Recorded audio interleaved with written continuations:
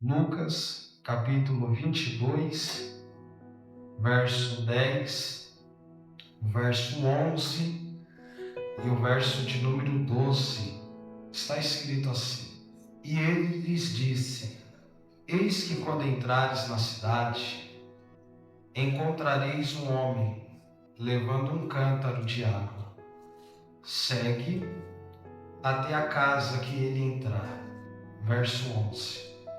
E direis ao pai de família da casa: O mestre te diz: Aonde está o aposento que hei de comer a Páscoa com os meus discípulos?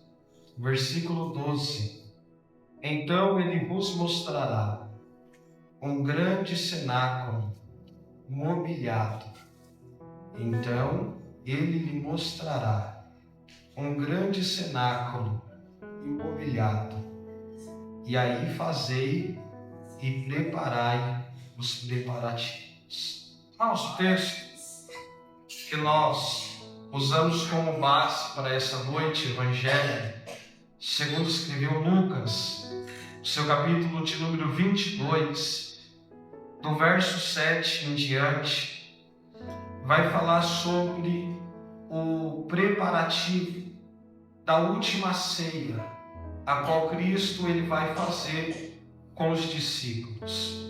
De fato, como os irmãos já sabem, nós sempre usamos da nossa oportunidade para dizer que toda a história, ela tem começo, toda a história, ela tem um meio e toda a história, ela tem um fim. Nós não acreditamos em uma história sem começo, nós também não acreditamos em uma história sem meio e nós temos muita dificuldade para acreditar em uma história sem fim. Até porque a nossa vida ela está baseada dentro dessas três coisas: começo, meio e fim. Se nós parar para ler o capítulo 22 do Evangelho escrito por Lucas, do verso 1 ao verso de número 6, estava tendo uma festa dos pães asmos. E o assunto abordado dessa festa entre os escribas, entre as autoridades da época, era o nome de Jesus. Se nós pararmos para analisar, eles estão dentro deste diálogo e eles estão procurando uma forma, uma maneira a qual eles vão prender Jesus. Se nós ler o capítulo 22, o verso de número 2, diz que os principais, os príncipes do sacerdote, os escribas, eles intentavam procurar uma maneira para prender Jesus. E eles estão nesse diálogo: como nós iremos prender Jesus? Como nós iremos acabar com o ministério de Jesus? Como nós iremos parar a chamada de Jesus? Jesus ele prega com graça, sabedoria, unção, vidas estão sendo transformadas, mudadas, restauradas, e o diálogo desse povo é: nós não podemos ir tentar prender Jesus junto com a multidão, porque se nós tentar prender ele junto com a multidão, vai criar aquele alvoroço, a multidão vai vir para cima da gente, então nós precisamos esperar o momento e a hora certa para a gente poder atacar e prender esse homem. A Bíblia diz em Lucas, capítulo de número 22, o verso de número 3: Então Satanás entrou em Judas. E isso chama a nossa atenção, porque o texto é bem claro em dizer que então Satanás entrou em Judas. E Judas foi até esses homens e disse: olha, eu sei uma forma, eu sei uma maneira, eu sei o momento e a hora certa que vocês podem prender esse homem chamado Jesus. Ele vai falar que Jesus está preparando o ambiente da última ceia, que Jesus ele vai subir para o monte para orar, e Judas ele vai revelar dizendo: olha, eu vou dar um beijo nele, vocês vão entrar, vão prender ele, e assim a multidão não vai vir para cima de vocês. o verso de número 5 do capítulo de número 22, diz que esse povo se alegrou quando eles ouviram Judas falar essas palavras. Percebe que as pessoas, no verso 5, se alegraram quando Judas disse: eu sei o momento e a hora que vocês podem prender esse homem. E isso chama a nossa atenção. William, por quê? Porque Judas, ele está agindo de uma maneira que muita gente age no século 21. Tem gente que não quer crescer e quer atrapalhar o crescimento de quem quer crescer. Tem gente que não tem vontade de romper e quer atrapalhar quem tem vontade de romper. Tem gente que não quer progredir na vida, mas tenta atrapalhar quem quer progredir na vida. Judas, ele está olhando para as autoridades e está dizendo: olha, eu sei uma forma de vocês prendê-lo. E esse povo se alegrou. E por incrível que pareça, tem gente que não se alegra quando a gente recebe de Deus a nossa vitória. Tem gente que não festeja quando nós recebemos de Deus uma resposta. Você quer ver? Tem gente que se alegra quando a desgraça acontece. Tem gente que se alegra quando a tragédia acontece. Tem gente que se alegra quando o pastor cai, o obreiro cai, o pregador cai, as pessoas que servem a Deus caem. As pessoas se alegram. Tanto se alegra que faz o prazer de fazer a mensagem da queda chegar e alcançar outro tipo de pessoas ou outras pessoas. A notícia começa a percorrer sobre a cidade. Quando eu leio Lucas, capítulo de número 22, do verso 7 em diante, Jesus, ele vai olhar para os discípulos e o versículo 8 está escrito dessa forma: e mandou Pedro e João dizendo: ide e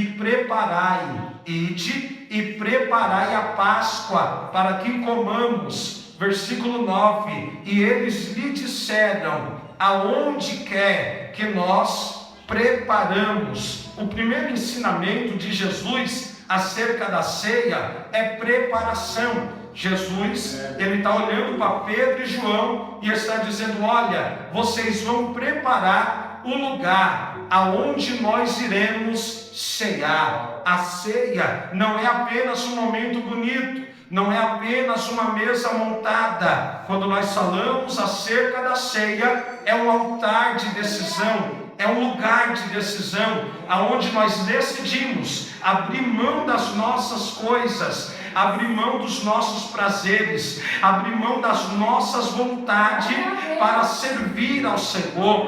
Quando nós tratamos o assunto da ceia, nós entendemos que é aqui aonde o Senhor sonda os nossos corações. Tratando acerca do assunto da ceia, nós sabemos que é aqui aonde o céu se inclina para ouvir um coração quebrantado. Falarmos acerca da ceia é a gente entender que antes de um pão há um corpo ferido na cruz do Calvário. Falarmos acerca da ceia é a gente entender que antes do cálice há um sangue sendo derramado na cruz do Calvário. E isso chama a nossa atenção, porque a ceia nos leva e nos faz voltar para a cruz do Calvário. Não existe evangelho sem cruz. Não tem possibilidade alguma de existir o evangelho sem cruz, até porque Jesus olhou para os seus discípulos e disse: quem quiser vir após mim, negue a si mesmo, tome a tua cruz e me siga. Percebe que no capítulo 22, verso 8 e 9, Jesus está olhando para esses dois homens e está dizendo: se prepara. Jesus dá uma ordem para Pedro e João: prepara o lugar que nós iremos chegar. Prepara o lugar que nós iremos chegar. Falar de ceia, falar de preparação, é falar da gente refletir na nossa própria vida. Se nós olharmos para o contexto que nós estamos hoje, o culto que traz a memória,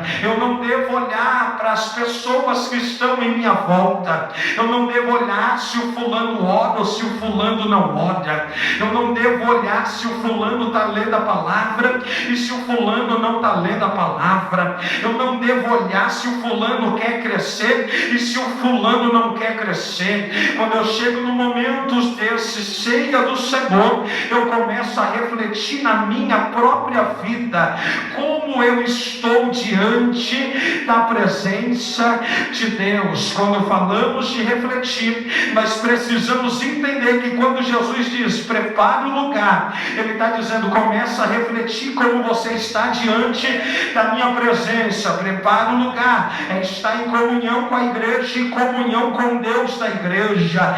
Prepare o lugar, é noite de pedir perdão, é noite de se arrepender, é noite de abrir o coração. Jesus olha para esses homens e diz, vai preparar o lugar. Aí a Bíblia diz que Pedro olha para Jesus e diz, mestre, aonde o Senhor quer que nós preparamos a ceia? Aí Jesus diz, versículo 10, que eu fiz a leitura nessa noite, e ele lhe disse, eis que quando entrares na cidade, Jesus está olhando para Pedro e João e está dizendo, olha, vão até a cidade, quando vocês entrar na cidade, vocês vão ver um homem, e esse homem, ele está levando um cântaro de água, e você vai seguir esse homem até a casa que ele entrar. Percebe que Jesus, ele está olhando para o Pedro e João, e está dizendo, olha, já que vocês querem saber aonde é o lugar que nós iremos chegar, eu vou passar a orientação para vocês. Vocês vão até a cidade, e quando chegar na cidade, vocês vão ver um homem, e um homem que está com um cântaro. William, porque Jesus fez a menção de identificar que esse homem está carregando um cântaro simples, porque eles vão entrar na cidade, e eles não vão ver apenas um homem, eles vão ver vários homens, mas Jesus identifica esse homem dizendo, ele vai carregar um cântaro, ele vai estar carregando um cântaro. E o que é isso? Um homem trabalhador. Aí quando eu olho para isso, eu percebo que Deus não escolhe qualquer pessoa, Deus não levanta qualquer pessoa, Deus não dá graça para qualquer pessoa, Deus não dá palavra para qualquer pessoa, Deus não dá revelação para qualquer pessoa. Jesus está olhando para eles e está dizendo, esse homem é trabalhador. Aí vocês vão seguir esse homem, e quando ele entrar na casa, vocês vão fazer uma pergunta para ele. Sabe o que me chama a atenção? É a obediência de Pedro e João. William, por quê? Porque Jesus está olhando para eles e está dizendo, vai na cidade, entra na cidade, vão avistar um homem na cidade com um cântaro nas mãos, segue esse homem, e quando ele entrar na sua casa, vocês perguntam, lá vai Pedro e João, seguindo toda a orientação que Jesus lhe passou. E isso chama a nossa atenção. William, por quê? Porque nós quer servir Jesus, mas não quer seguir a orientação que Jesus nos dá. Nós quer estar na igreja, mas não quer seguir a orientação que Jesus nos dá. Nós quer cantar, nós quer pregar, nós quer reger, nós quer liderar, mas nós não quer exercer aquilo que Jesus nos manda. E vamos ser sinceros, obediência muda a história, obediência muda cenário, obediência é algo extraordinário. William, por quê? Porque eu vi Jesus usando Samuel para dizer, diz para Saul entrar na cidade e matar todo mundo. Aí o Saul foi fazer diferente, ele mata homem, mulher, criança, chega no arraial, os gados manchados, feridos, coxo mata, os gados que estão perfeitos vamos levar. Aí oferece sacrifício. Quando Samuel chega, ele ouve o barulho, ele sente cheiro, e Deus manda ele perguntar para Saul o que estava acontecendo. Aí Saul diz, você demorou, ofereci sacrifício. Aí Deus toma a boca de Samuel para dizer, seria melhor obedecer do que sacrificar. Então às vezes é melhor obedecer do que levantar as mãos sacrificando. Às vezes é melhor obedecer do que se colocar de pé sacrificando. Às vezes é melhor obedecer do que fazer as coisas se sacrificando, e a Bíblia diz, não é eu, que é sacrifício de tolo, é sacrifício de tolo. Jesus está olhando para eles e está dizendo, vai lá, vai lá, vai lá, vai lá. Aí lá vai eles até a casa desse homem. Aí quando chega na casa desse homem, o verso 11 diz, e direis ao pai de família. Então não é qualquer pessoa, não é qualquer um, é um pai de família, é um trabalhador, é alguém que exerce, é alguém que tem função, é alguém que tem responsabilidade, é alguém que tem compromisso, é alguém dedicado, é alguém que se entrega pela tua casa, é alguém que está disposto. Quando vocês avistarem esse homem, vocês vão perguntar para esse pai de família, Senhor, perguntar o quê? Aonde está o lugar? Aonde está o lugar da ceia do Senhor? E isso me chama a atenção, William, por quê? Porque esse homem não anda com Jesus, mas já tem dentro da sua casa um cenáculo preparado. Esse homem não anda com Jesus, mas dentro de casa já tem um espaço preparado, e na mente dele esse espaço é para Jesus e os discípulos celebrarem a ceia do Senhor. E vamos ser sinceros, esse homem não oferece para Jesus qualquer coisa, esse homem oferece para Jesus o seu melhor. E eu vou ser sincero, Jesus está cansado de alguém que oferece qualquer coisa. Jesus está cansado de alguém que oferece qualquer coisa. Jesus está cansado de alguém que oferece qualquer adoração. Jesus está cansado de alguém que oferece, eu vou fazer só isso e daqui tá bom. Jesus está cansado, Jesus está procurando alguém que oferece o melhor, oferece o melhor. E eu não vim aqui para oferecer o meu culto pela metade, eu não vim aqui para oferecer o meu culto por incompleto, eu vim aqui nessa noite para oferecer o meu culto por inteiro. Eu vim aqui nessa noite para oferecer a minha adoração por inteiro. Eu vim aqui nessa noite para entregar o meu melhor, e não é pela metade, eu vim entregar o meu melhor por inteiro. Será que tem alguém nessa noite que saiu de casa disposto a vir para essa ceia e dizendo, eu vou entregar para ele o meu melhor? Tem gente que quer oferecer para Jesus qualquer coisa. Para as pessoas oferece tudo, e para Jesus quer oferecer qualquer coisa. Aí os homens vão até a cidade, obediência, entram na cidade, avistaram o homem com um cântaro de água. Aí quando eles avistou o homem com um cântaro de água, eles fazem a pergunta, onde está o lugar aonde Jesus vai cear?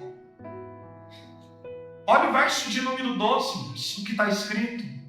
Então ele vos mostrará. Não é um lugar pequeno, está no texto, um grande cenáculo. E olha o que o texto diz, pastora Sandra, mobiliado.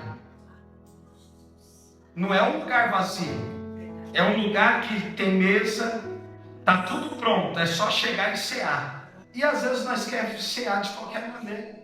Vamos ser sinceros, tem gente que só ora na semana da ceia. Às vezes a Bíblia da pessoa está cheia de poeira, só pega na Bíblia na semana da ceia. Só é religioso na semana da ceia. Só que o homem não anda com Jesus, mas já tem um lugar preparado. Pronto. Posto. A presença de Jesus na ceia é o que mais importa nas nossas vidas. E vamos ser sérios, tem gente que no momento semelhante a esse que nós estamos, e não está dando importância para esse culto. Eu repito, num momento semelhante a esse, aonde nós olhamos corpo, sangue, sangue e corpo, e não prioriza. Eu vou lá, é só mais um culto, é só mais uma ceia, só mais um pedaço de pão, é só mais um suco. Vamos lá. Só que Jesus está olhando para eles e está dizendo, vai, porque já tem um lugar preparado. Já tem um ambiente posto para nós chegarmos e cultuar. Aí o homem mostra para os discípulos um lugar, um cenáculo grande, mesa, imobiliado. Aí o verso 14, ou melhor o 13, e indo eles, acharam como lhe havia sido dito, e assim prepararam a Páscoa. Verso 14, e chegando a hora, pôs-se à mesa, e com ele os 12 apóstolos. A mesa está pronta. Jesus estava ansioso para fazer essa última ceia com os discípulos. Jesus estava na mesa com os discípulos. A Santa Ceia não pode ser celebrada sem a presença de Jesus. Eu repito, a Santa Ceia não pode ser celebrada sem a presença de Jesus. Jesus estava ansioso para ceiar com os discípulos. Jesus estava na mesa para ceiar com os discípulos. E Jesus estava trazendo para os discípulos a memória, lembrando do sofrimento do Calvário, do sofrimento que ele irá passar. Ele vai falando acerca dos últimos dias, das últimas horas, dos seus últimos momentos. Ele começa a olhar para os discípulos e começa a dizer: olha, estou preparado, está chegando o dia e a hora que eu irei para o Pai. Eu amo o que João escreveu no capítulo de número 14, quando Jesus olha para os discípulos e diz: não se turbe o vosso coração, credes em Deus, credes também em mim. Na casa do meu Pai há muitas moradas, e se não fosse assim eu não vos teria dito.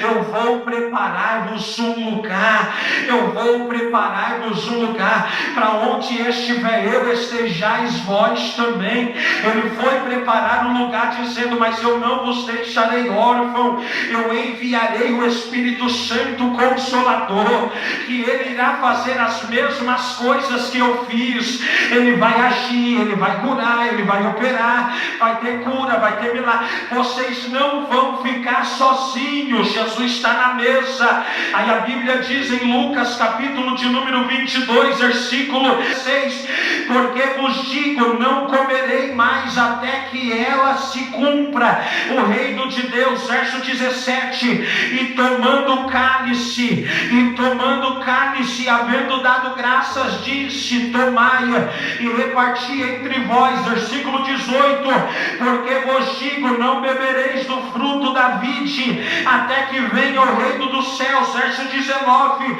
tomando o pão e havendo dado graças, partiu e disse, tomando o pão e havendo dado graças, partiu e disse. Jesus pega o pão nas mãos e ele começa a partir o pão dizendo: e havendo dado graças. Isso não é mérito de vocês, é a graça de Deus.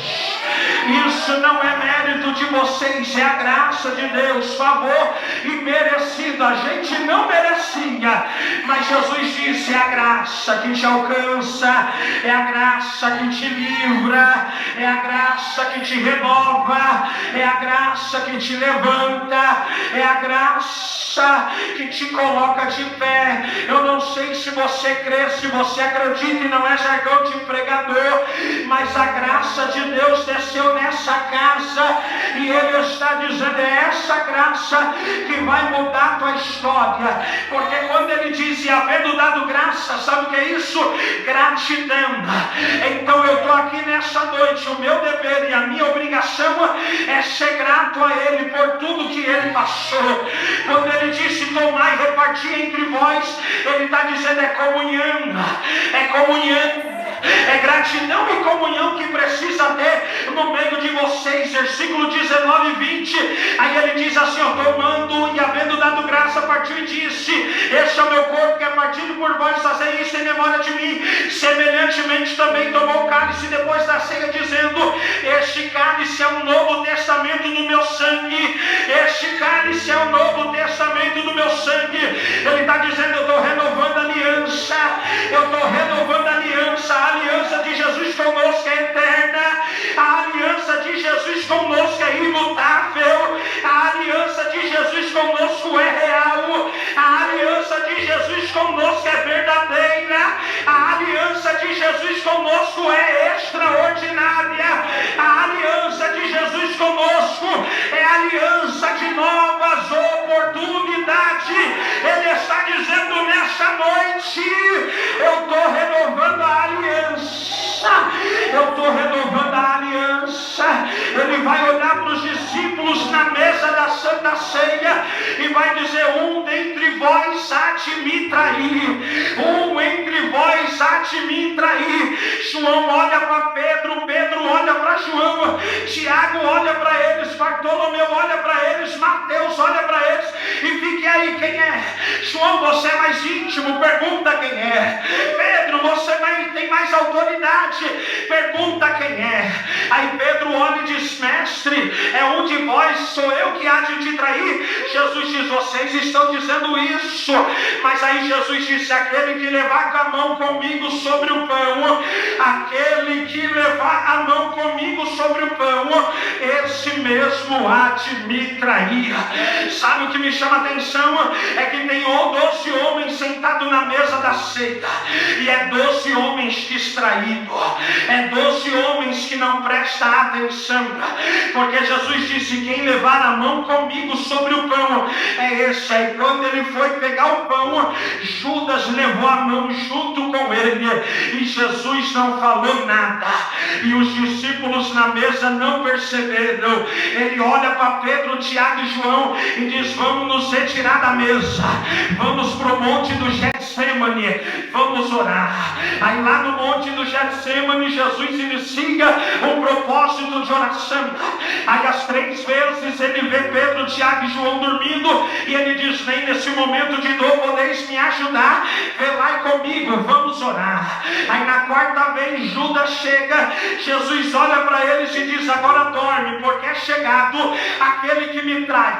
Aí Pedro puxa a espada, corta a orelha de Malco. Jesus pega a orelha de Malco, coloca a orelha de Malco no lugar. Jesus é levado, ele é levado. Aí Pedro segue ele de longe, para na casa do sumo sacerdote, se assenta em uma fogueira. Aí Jesus havia falado: Pedro, antes que o galo cante 3 vezes, tu me negará. E Pedro disse: não, Jesus, eu estou contigo em todos os momentos da vida, eu vou estar com você. Jesus, antes que o galo cante 3 vezes, tu me negará. Na roda que Pedro estava, alguém disse: você andou com ele? Pedro disse: eu não andei com ele. A segunda pessoa olhou e disse: você se veste como ele? Pedro disse: eu não conheço ele.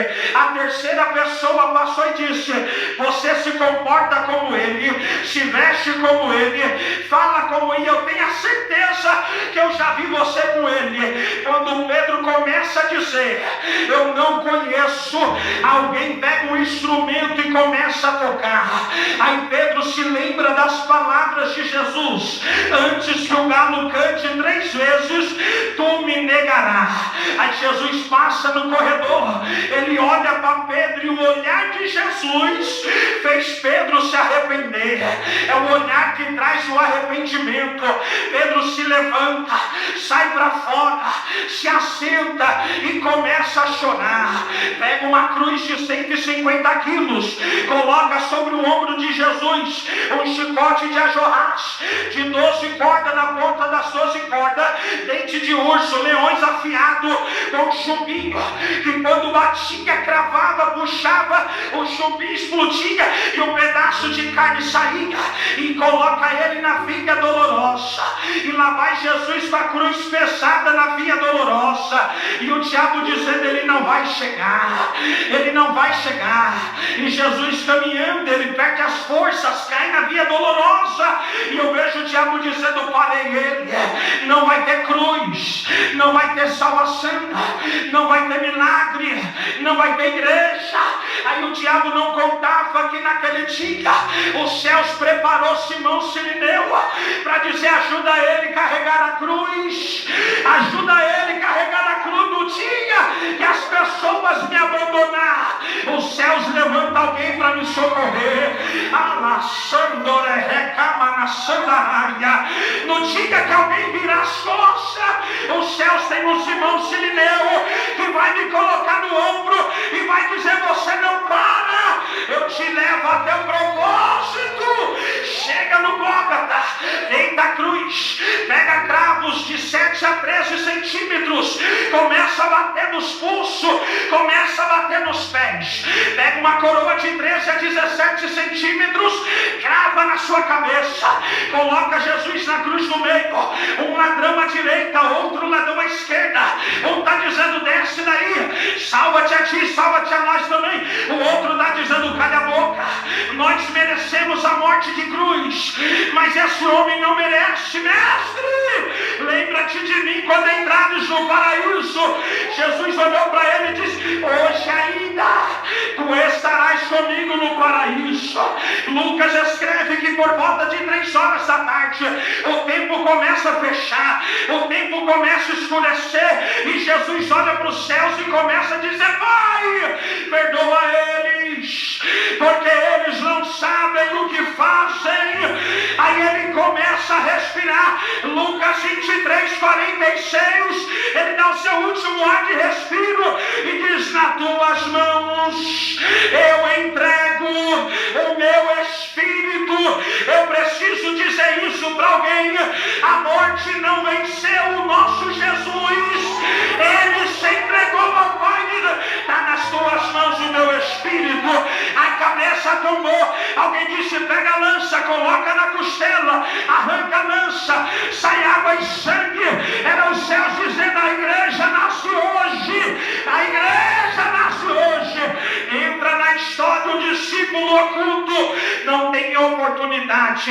Discípulo oculto não está no cartaz. Discípulo oculto serve sem ninguém ver. José de Arimateia diz, eu tenho um jardim, e dentro de jardim tem um túmulo que nunca foi colocado ninguém. Eu quero que coloque esse homem lá. As autoridades dizem, nós vamos colocar, mas nós vamos cercar, vamos colocar segurança máxima para ninguém roubar o corpo dele e dizer que ele está vivo. José de Arimateia disse, tudo bem. No sábado aquele breu tomando conta de Jerusalém, os passarinhos não cantam, o luto está dominando e aquele silêncio. Aí domingo pela manhã, Maria Madalena e um grupo de mulheres diz, vamos ao jardim, leva um quento para nós ungir o corpo do mestre. E alguém diz, quem vai remover a pedra? Quem vai remover a pedra? Mal sabia elas que a pedra já estava removida. Eu amo a Bíblia Sagrada, William, porque eu ouvi um pregador falando isso, é uma das maiores verdades. Só existe um lugar aonde Jesus não está. Ah, mas pregador, não tem possibilidade. Tem sim. Lá em Jerusalém, no túmulo, há uma plaquinha em cima escrito, ele não está aqui, ele já ressuscitou, ele está no nosso meio.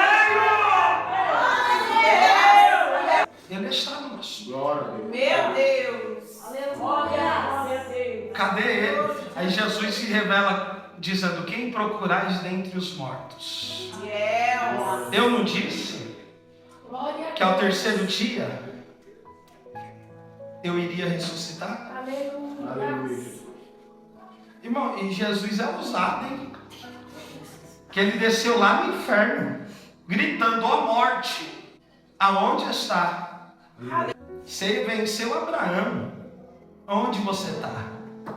Você venceu Moisés, aonde você está?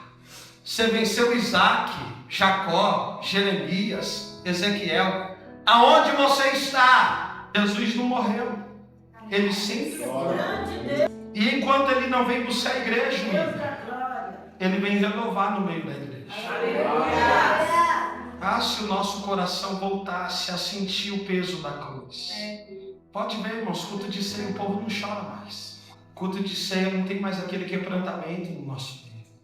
Nós não sentimos mais o cravo, a coroa, a chicotada. Às vezes tem gente que chora por causa do seu clube. Tem gente que chora no final de uma novela. Tem gente que chora quando brinca com uma amizade.